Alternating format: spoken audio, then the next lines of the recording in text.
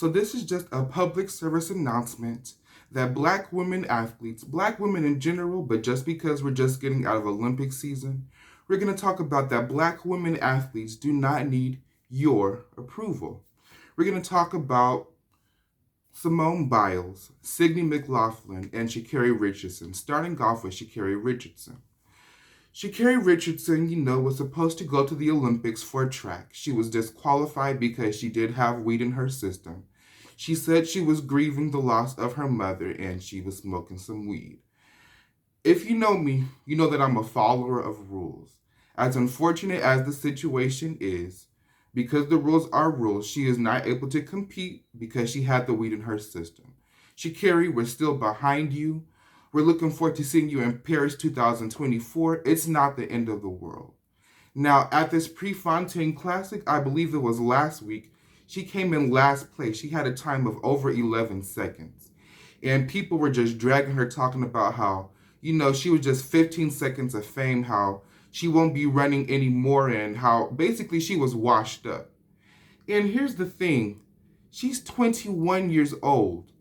Who knows what she has left in store for her? And she had one bad race.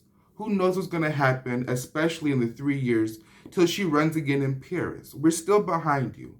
And also, people were talking about the wigs that she was wearing, about how, she has extra long nails and these colorful wigs and stuff like this.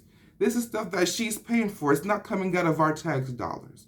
If this is how she wants to express herself, she has, all the freedom she has to do that. The next person is Simone Biles, who was a gymnast, multiple gold medals in Rio 2016. She did pull herself out of some of the events in the 2020 Olympics in Tokyo, as she said, for mental health reasons. Who knows what's going on with Simone Biles?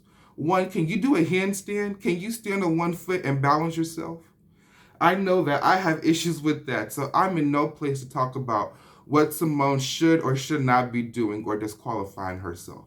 Yes, it would have been nice to see her win multiple gold medals, but if she says that she's not in the place to do that, then we have to respect that decision.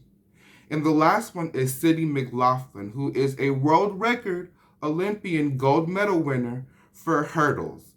And she was talking about how, she's fine. I'm not going to lie. She's fine.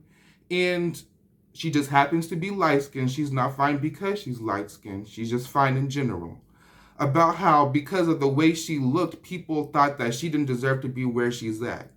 It was not a beauty competition. It was not a beauty pageant. She went out there and was the best hurdler, which is why she won that title. So with everything, just leave black women alone. If they can't do something for some reason, let them have the freedom to do that. If they want to wear their hair a certain way, let them do that. They might have one bad race. That does not mean they're washed up. And because they look a certain way does not mean that they're not talented and well-deserving to be where they're at. So with everything, leave black women alone. And especially now, leave these black women athletes alone.